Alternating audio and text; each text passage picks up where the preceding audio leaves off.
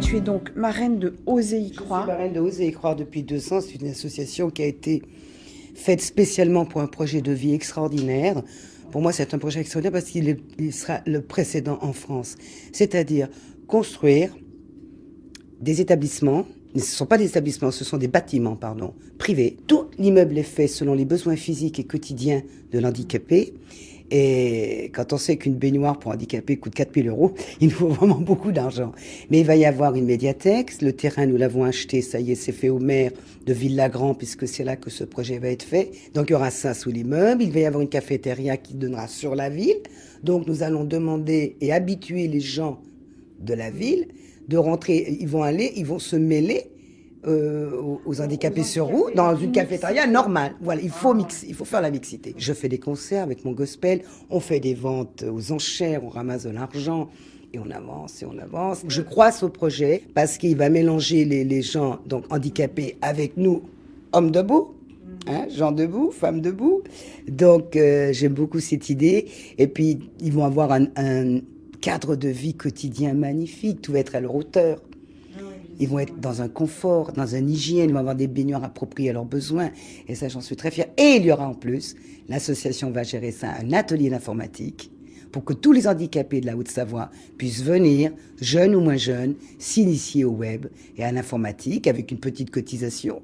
Il y aura un magasin où on vendra les œuvres d'art des handicapés, parce qu'on va aussi ouvrir une cellule artistique où tous les handicapés du département pourront venir s'exprimer, que ce soit en découpage, en peinture, en sculpture.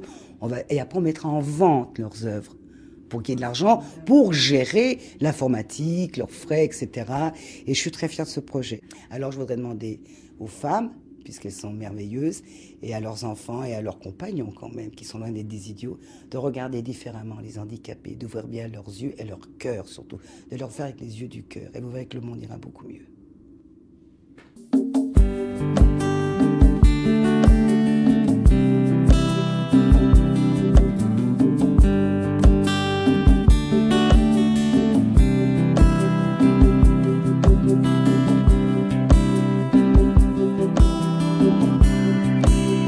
Je m'appelle Sakina Amsa, je suis créatrice de mode et directrice de l'association Daika qui a pour vocation de faire de l'insertion par la couture mais aussi de la médiation par la culture. J'ai choisi de faire de la couture, de la haute couture, donc c'est plutôt le métier du luxe.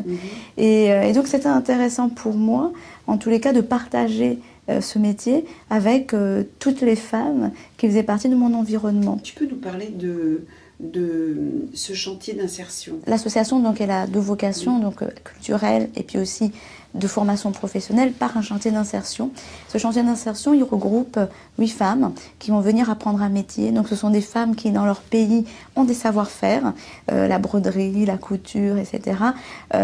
Et qui aussi n'ont pas ce caractère que nous, ici en France, on nous apprend à l'école, c'est-à-dire de faire des patronages, etc. Tout est dans la tête. Donc elles ont une intelligence et un savoir-faire incroyable qu'elles n'imaginent pas une seconde. Que ce soit en Afrique du Nord ou en Afrique noire, toutes les femmes savent faire. Toutes les femmes savent faire des choses avec leurs mains, mais aussi avec leur tête. Et en fait, la couture, elles connaissent. Et du coup, c'est vraiment de valoriser ce savoir-faire initial, originel, mais dans le beau, dans la couture. Il y a des broderies extraordinaires que moi, en tout cas, j'essaie de leur montrer qu'en fait, c'est merveilleux. Mais elles s'en rendent peut-être pas compte, mais c'est extraordinaire. C'est des savoirs qu'on va chercher, qui sont ancestraux. Donc, je partage avec elles ce savoir-faire que j'ai eu la chance, moi, de faire cette école de mode. Et donc, après tout ça, dès qu'elles rentrent, elles sont suivies évidemment par une chargée d'insertion, donc une professionnelle, qui les accompagne pour créer cette espèce de carnet de formation, de parcours de formation.